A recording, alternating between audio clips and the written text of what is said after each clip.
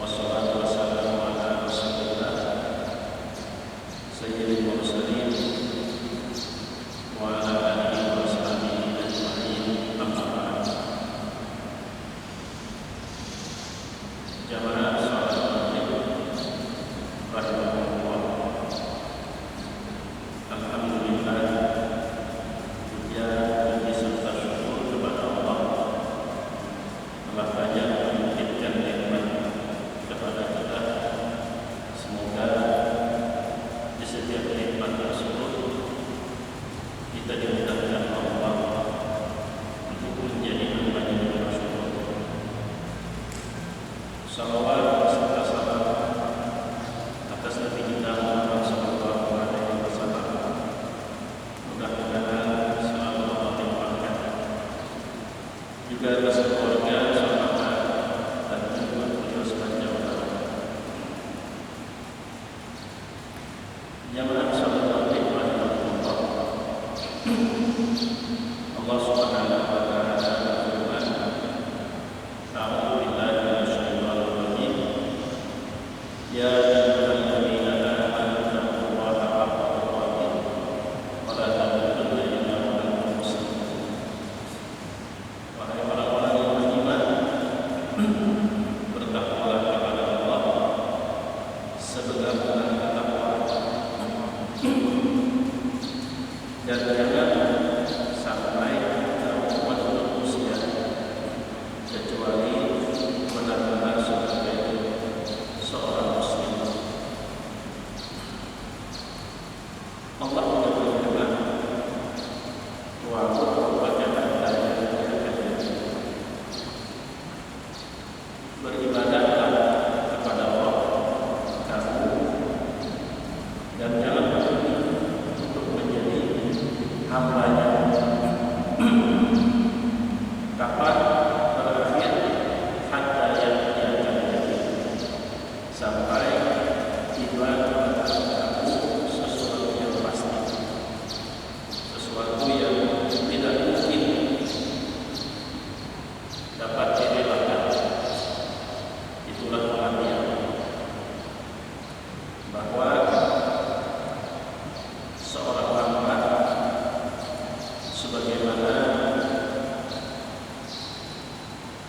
Imam Al-Ghazali ketika ditanya oleh salah satu muridnya tentang hakikat seorang hamba, bahwa seorang hamba itu adalah orang yang terpenuhi tiga unsur.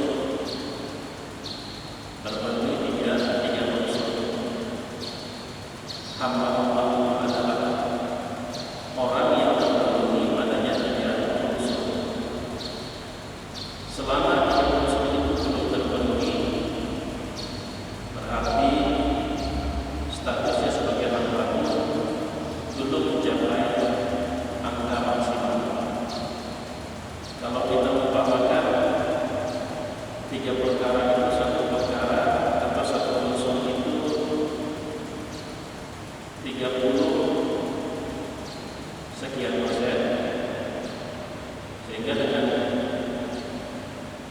mengakumulasikan tiga perkara itu genap 100%, maka seseorang yang hanya memenuhi satu unsur berarti status hambanya baru seperti itu. Yang mampu memenuhi dua unsur berarti status hambanya baru seperti itu. Hanya orang-orang yang mampu melengkapi tiga unsur itulah yang betul-betul 100% menjadi hamba.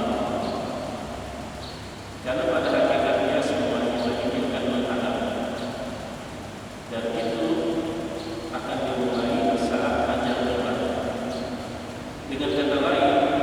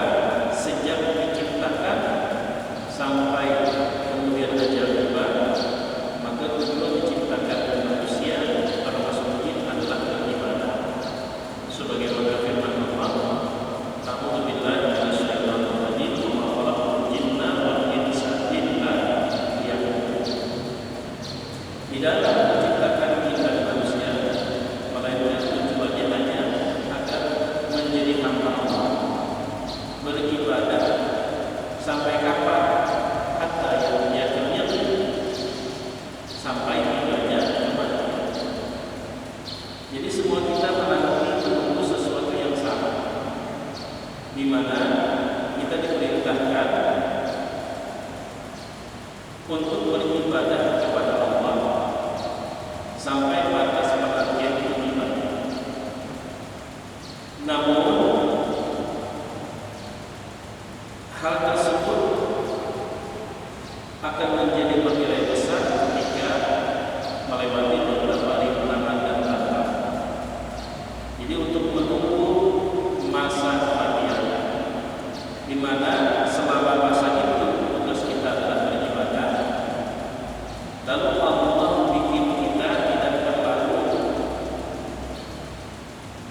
jenuh, maka Allah titipkan keluarga, Allah titipkan istri, suami, anak, harta, pekerjaan.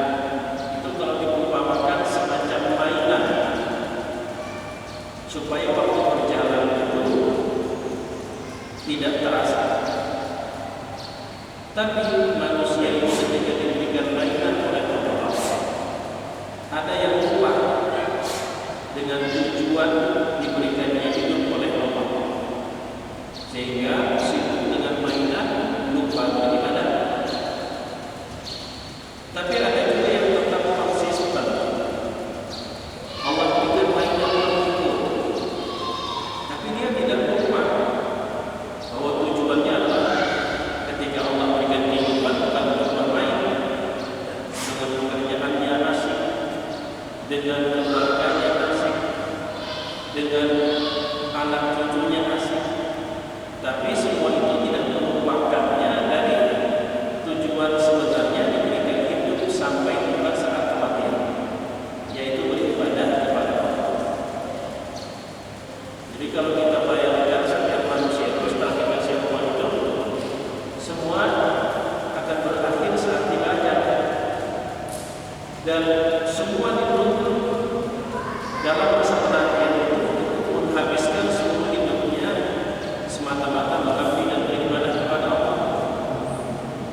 Tapi kemudian Allah titipkan mainan, anak, pekerjaan, harta, jabatan, kekayaan, popularitas, untuk membedakan antara yang asik dengan mainan yang lupa dengan tujuan yang sebenarnya, dengan sekalipun dengan orang yang sekalipun diberikan mainan, tapi tetap dia ingat betul bahwa tujuan hidup itu adalah ibadah. Nah, karena itulah Imam Al-Ghazali rahimahullah ta'ala, beliau memberikan semacam bekal buat setiap manusia yang berjalan menuju Allah. Dan setiap orang beriman tentu harus sadar bahwa kehidupannya adalah semata-mata menuju Allah, dan itu diawali dengan kematian. Dan saat kematian itu belum tiba, seorang muslim dan mukmin dituntut untuk beribadah kepada Allah. Tapi agar ibadah itu benar, tentu harus memahami 4 perkara. Yang pertama adalah bermodalkan i'tiqad sahih la yakunu fihi bid'ah. Modal pertama, kalau dia tetap sadar bahwa hidup ini sekalipun Allah titipkan berbagai macam bentuk mainan, tapi tetap sadar bahwa tujuan hidup itu bukan untuk menghabiskan umur dengan bermain, tapi menggunakan umur untuk beribadah. Nah, kalau sudah sadar, maka ada 4 hal yang harus menjadi modal dasar agar ibadah yang menjadi tujuan hidup itu benar-benar mengantarkan kepada Allah. Yang pertama adalah i'tiqadun shahihun la yakunu fihi bid'ah. Akidah yang sahih, keyakinan yang benar yang di dalamnya tidak terdapat perkara bid'ah. Itu yang ditegaskan oleh Imam Al-Ghazali di dalam bukunya. Salah satunya adalah Nahjul Balagh, buku kecil yang merupakan jawaban terhadap permintaan salah seorang murid beliau agar beliau memberikan pesan-pesan khusus yang dapat dijadikan semacam pesan-pesan yang bisa dibawa ke sana kemari. Maka di antaranya pesan Imam Al-Ghazali bahwa orang yang sadar betul tujuan hidup ini adalah mengabdi dan beribadah kepada Allah, agar ibadah tersebut betul-betul menghantarkannya sampai kepada Allah, maka ada 4 perkara yang harus dia perhatikan. Yang pertama, harus didasari oleh akidah keyakinan yang sahih. La yakunu fihi bid'ah, yang di dalamnya tidak terdapat perkara bid'ah. Itu yang pertama.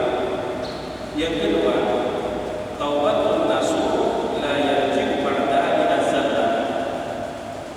Taubat yang sungguh kepada Allah, taubat yang membuat dia tidak berani lagi kembali kepada kesalahan, itu harus dia bekali diri. Yang ketiga, istirtabul khusubi hatta la yabqa bi ahadin 'alaihi haqq,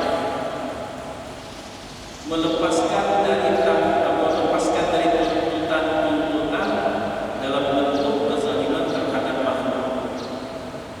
Sampai batas apa? Sampai batas istilah utang itu lunas. Dari mana Imam Al-Ghazali mengambil poin ini? Dari sebuah hadis Rasulullah SAW yang bicara tentang orang bangkrut. Akidahnya benar, kemudian amal kebaikannya banyak, seharusnya itu menghantarkannya kepada Allah. Akan tetapi pada saat proses pengadilan ternyata dia tidak menyelesaikan hutang-hutang kezaliman terhadap makhluk, sehingga pada saat proses pengadilan amal kebaikan yang seharusnya akan menyelamatkan dia malah habis hanya untuk membayar kezaliman. Hadisnya cukup populer. Tahukah kalian orang yang bangkrut? Kata ulama dinulis, kata Rasul. Tahu tak orang yang bangkrut? Sahabat menjawab, orang yang bangkrut orang yang tidak ada kepada dinar atau dirham. Orang bangkrut itu ya Rasulnya tidak punya kekayaan sama sekali, bahkan 1 dinar maupun dirham pun dia tak punya. Lalu kata Rasul SAW, ketahuilah yang aku maksud orang yang bangkrut itu bukan itu, tapi adalah orang yang qiyamah, adalah orang yang kelak dihadapkan pada hari kiamat dengan nilai sholatnya, dengan nilai puasanya, dengan nilai amal kebajikannya begitu sangat banyak. Tapi ternyata dia juga datang membawa tagihan. Dia pernah mencela si A, pernah memukul si A, pernah mengambil harta si A, pernah melukai perasaan si A, pernah begini, pernah begitu, dan dia tidak selesaikan pada saat masih diberikan kesempatan hidup di dunia. Akhirnya semua kebaikan yang dia bawa dan banggakan terkikis sedikit demi sedikit untuk membayar. Dan apabila kebaikan itu ternyata habis, ternyata kezalimannya terhadap orang lain masih tersisa, maka dosa-dosa orang yang dia zalimi yang harus dia pikul, dan pada akhirnya bukan ke surga tempatnya, tapi malah dia diseret ke neraka. Makanya sangat penting sekali istiqamah khusyuk.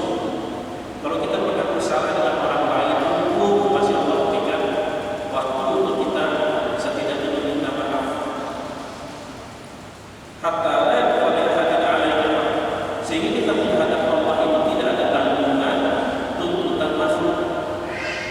Itu yang ketiga. Sedangkan yang keempat, tahsilu ilmi syariah pada ada bihi awamir Allah Ta'ala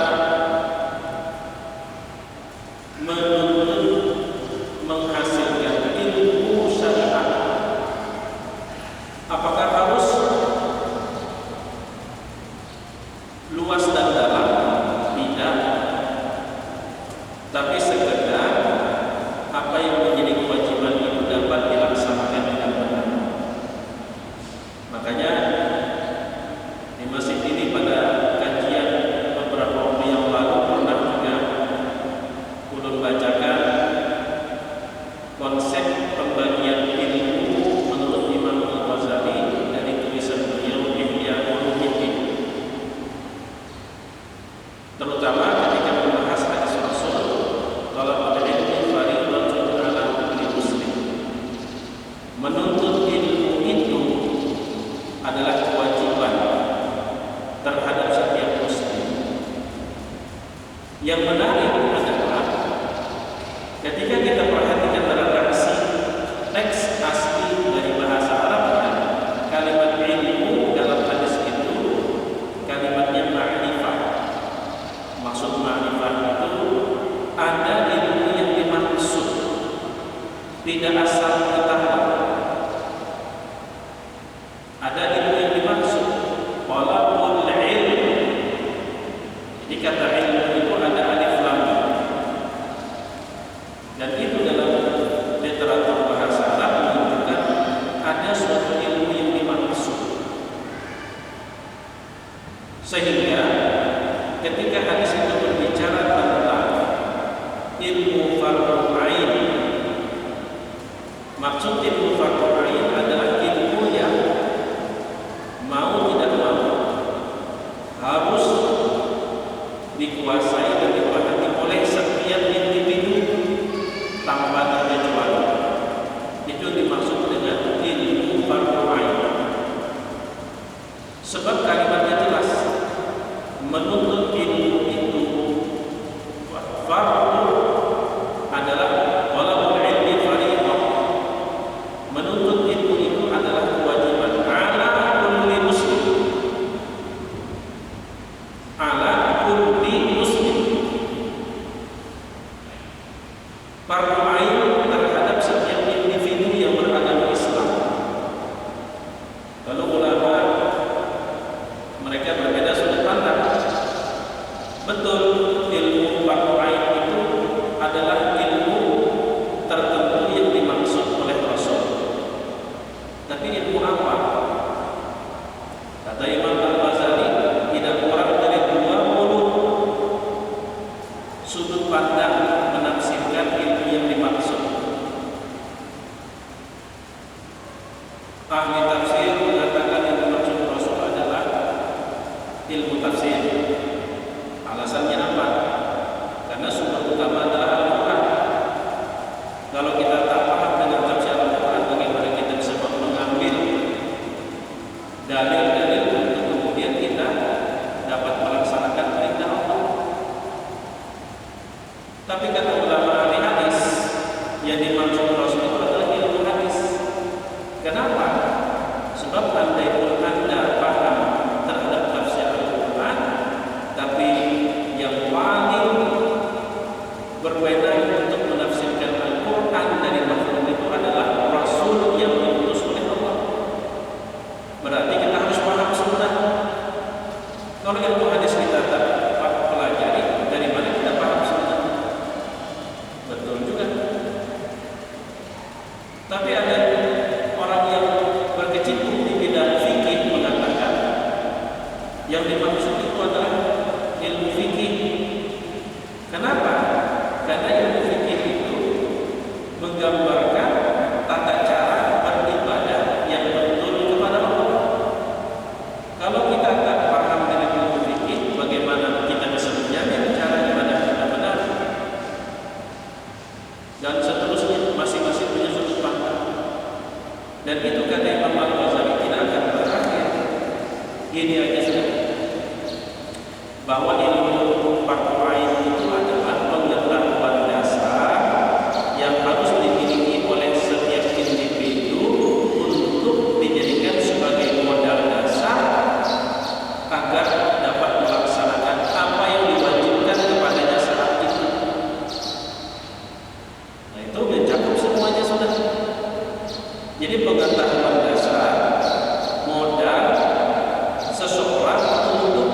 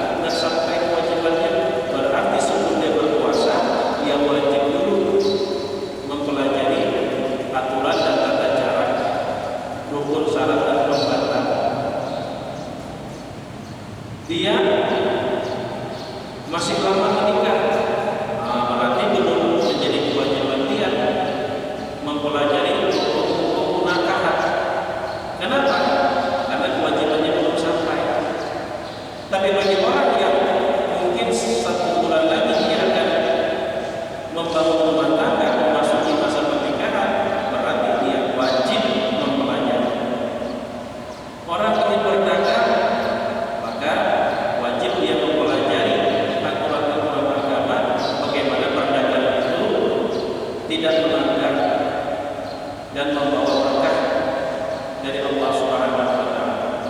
Jadi itulah yang dimaksud dengan ilmu fardhu ain, di mana seseorang itu mau tidak mau dia harus menguasainya. Sebatas apa? Sebatas apa yang dia perlukan untuk terlaksananya kewajiban dia saat itu dengan benar.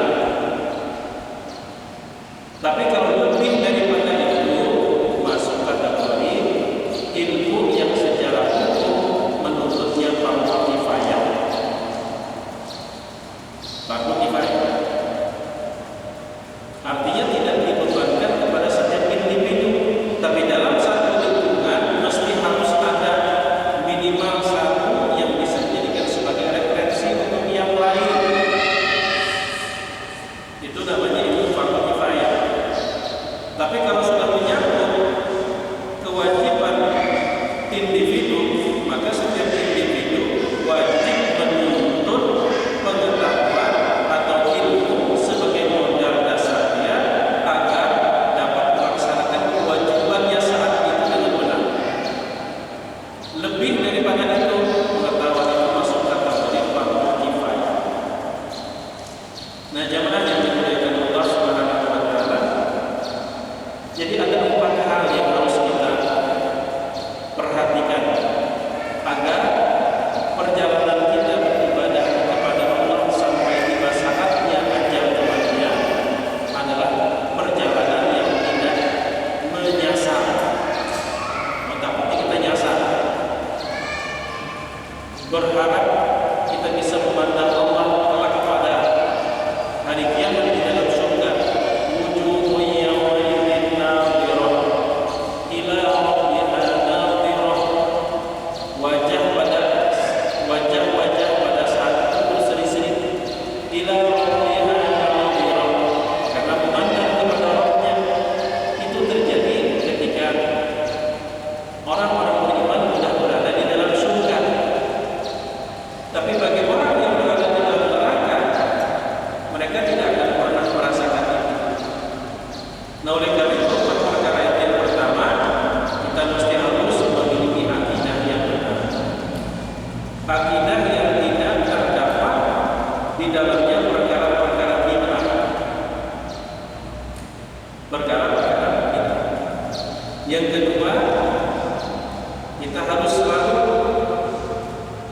menyiapkan mental untuk siap bertobat kepada Allah di setiap kali kita terjatuh dalam kesalahan. Taubat yang sungguh, yaitu taubat yang membuat seseorang tidak berani lagi mengulangi kesalahan. Tapi urusan taubat ini pun juga berat luar biasa. Guru-guru kita menjelaskan syarat taubat itu umumnya hanya secara garis besar. Yang paling berat itu taubat kalau bukan urusannya dengan makhluk. Imam An-Nawawi juga menjelaskan hal demikian di dalam buku yang beliau susun, Riyadhus Shalihin, kumpulan hadis-hadis Rasul sallallahu alaihi wasallam. Yang hadis-hadis itu beliau intisari dari semua kitab hadis. Ini menunjukkan bahwa pengetahuan beliau tentang hadis itu luar biasa. Makanya disebut dengan Al-Hafiz. Coba biar perhatikan analisa kitab hadis Riyadhus Shalihin. Perhatikan periwayat-periwayat. Dalam satu bab itu terkadang terdapat sekian puluh hadis, dan setiap satu hadis itu referensinya tidak hanya satu kitab hadis. Ada yang riwayat Bukhari Muslim, riwayat Abu Dawud, riwayat An-Nasa'i, riwayat At-Tirmidzi. Itu arti beliau membaca. Itu arti beliau membaca. Dan zaman dulu nggak seperti sekarang. Kalau kita sekarang menemukan hadis gampang, tinggal kita buka Google.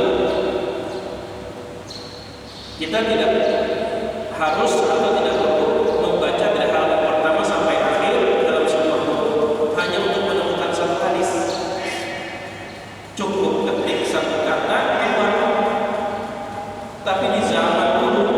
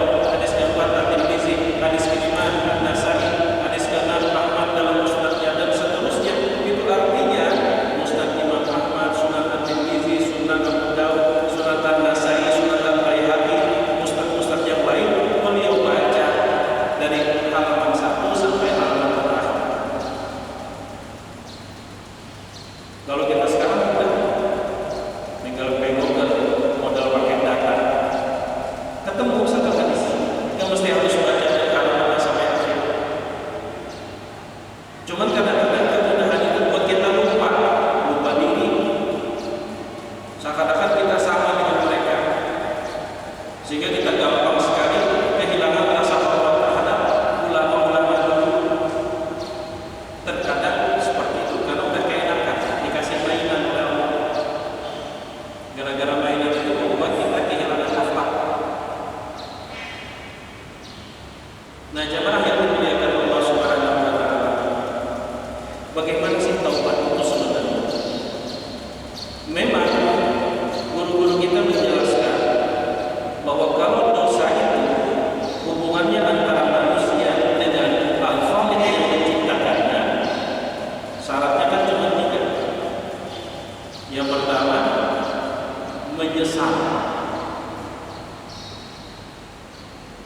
Dan salah satu ciri orang menyesal, setiap kali dia ingat dengan kesalahan, dia malu. Dia malu. Itu salah satu ciri orang menyesal. Kalau ingat atau disebut kesalahan, dia malu, bukan malah bangga. Makanya ada seseorang pernah silaturahim dengan Habib Abu Bakar Rashid. Dia cerita, ulun itu mantan preman ya baik. Alhamdulillah sudah tobat. Ujar Sidin, Anda belum tobat. Ulun tobat sudah, meskipun dulu di mantan preman. Anda belum tobat. Kenapa?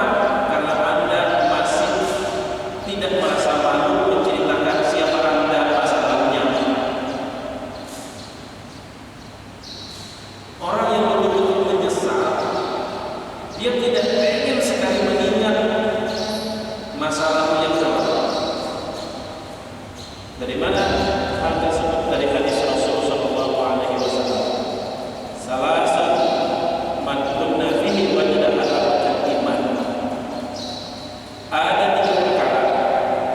Kalau 3 perkara itu ada pada diri seseorang, Allah akan kasih dia manis iman. Salah satunya apa? An yakraha an ya'uda ila al-kufri kama yakrahu an yudfa fi an-nar. Bahwa dia tidak ingin sekali kembali ke masa kekufurannya, sebagaimana andai kata dia tidak ingin sekali kalau tidak dilemparkan ke dalam neraka. Jadi mengingat masa lalu itu kayaknya nggak pengen, bukan malah bangga. Seorang yang mantan preman cuma tobat, itu belum tobat. Kenapa? Karena tidak malu menceritakan masa lalu yang kelam, malah bangga. Jangan macam-macam. Dan terkait dengan preman, dia terkait dengan preman, bangga. Itu belum tobat. Jadi salah satu syarat tobat, kalau dosa itu antara makhluk dengan Tuhannya, adalah menyesal. Dan salah satu ciri menyesal, dia malu menyebut, mengingat atau disebut masa lalunya. Gak pengen. Andai kata bisa diulang, ingin itu tidak pernah terjadi. Apa? Ini kisah. Itu yang pertama. Yang kedua, bertekad untuk tidak lagi mengulanginya. Bertekad, namun reses untuk sementara waktu itu belum tobat. Karena waktu ini suasananya masa pandemi PHI dulu, itu belum tobat. Harus betul-betul untuk saat itu tekadnya bulat, tidak mengulangi. Itu. Yang ketiga, sejak muncul kesadaran itu, ba'ampi langsung tanpa tawar-menawar. Ada mulut tampung. Kena-kena mulai obat-obat saja, berarti itu belum tahu. Kena-kena menghadap anak ganal-ganalan, berarti belum. Tapi kalau kesalahan itu sudah berhubungan dengan hak makhluk, ini yang berat. Makanya hati-hati kita kalau terjatuh dalam suatu kesalahan, di mana kesalahan itu menyerempet hak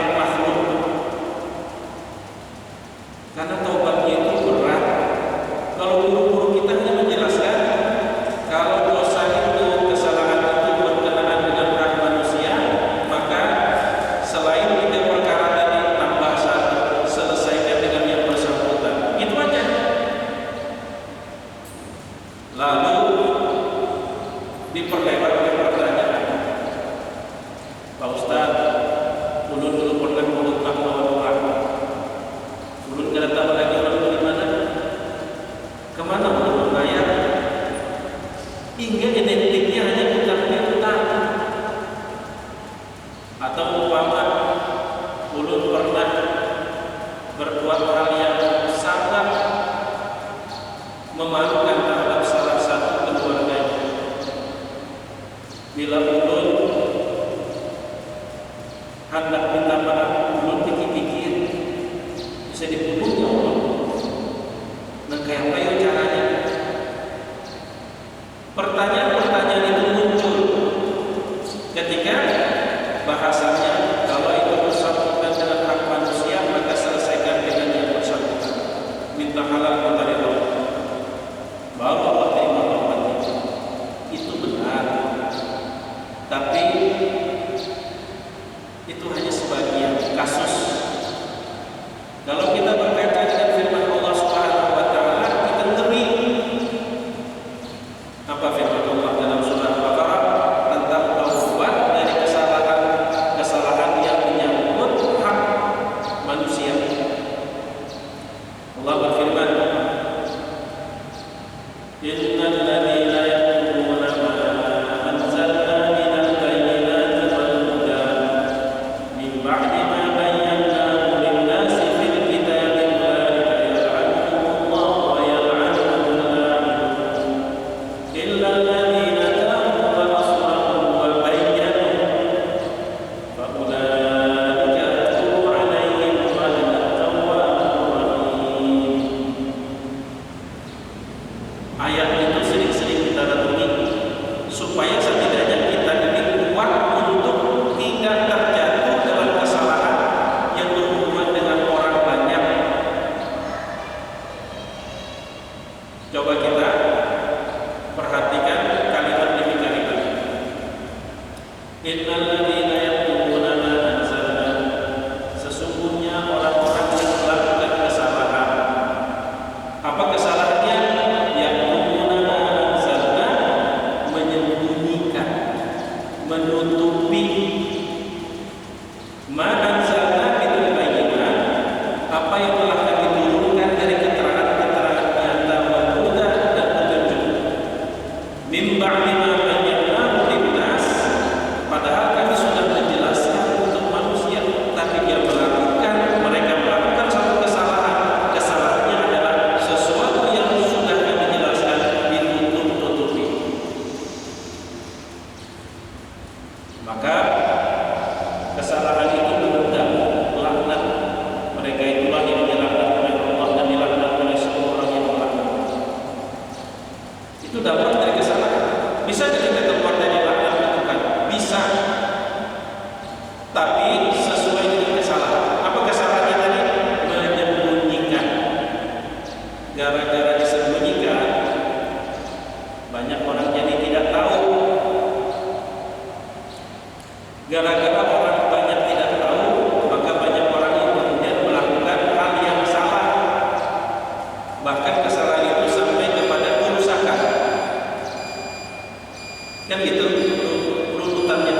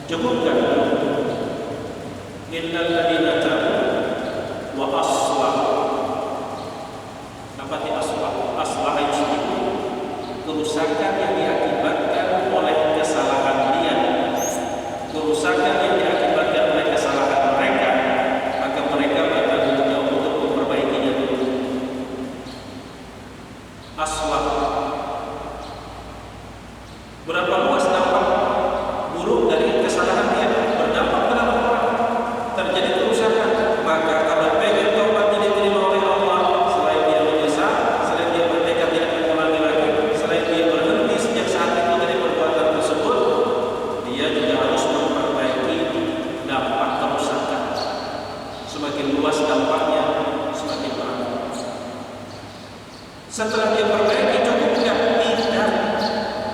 Apa kalimat berikutnya? Wa bayyana. Bayyana itu lawan dari kata yang kesalahan yang disembunyikan, maka harus dia tebus setelah dia perbaiki dengan menjelaskan. Makanya hati-hati kalau kita melakukan kesalahan itu, di mana kesalahan itu memiliki dampak yang luas. Walaupun kita tidak secara langsung, maka kalau tidak secara langsung memilih pemimpin yang jelas-jelas, umpama menzalimi rakyatnya, lakunya kita sudah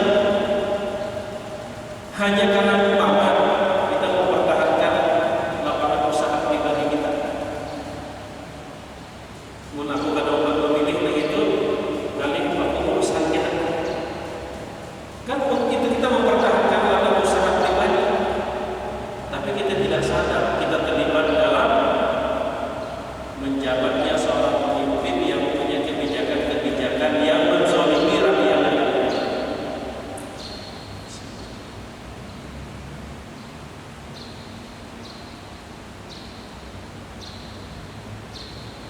Itu kalau kita jelas-jelas tahu, beda kalau kita kadang-kadang. Makanya terkadang ada hal-hal lebih baik kita tidak tahu ketimbang tahu. Tapi tidak semuanya ada hal. Nah, itu yang luar biasa berat.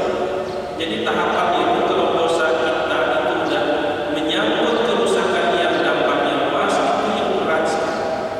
Pertama, syarat yang tiga harus kita penuhi. Yang kedua, seberapa luas dampak kerusakan kita bertanggung jawab harus mengislah, perbaiki. Yang ketiga, kita harus menebus kesalahan itu dengan melakukan kebalikannya. Kalau tadi kita menentukan, kita mesti ubah. Kalau tadi kita menjatuhkan orang, kita harus mengangkat. Nah, setelah tahapan itu baru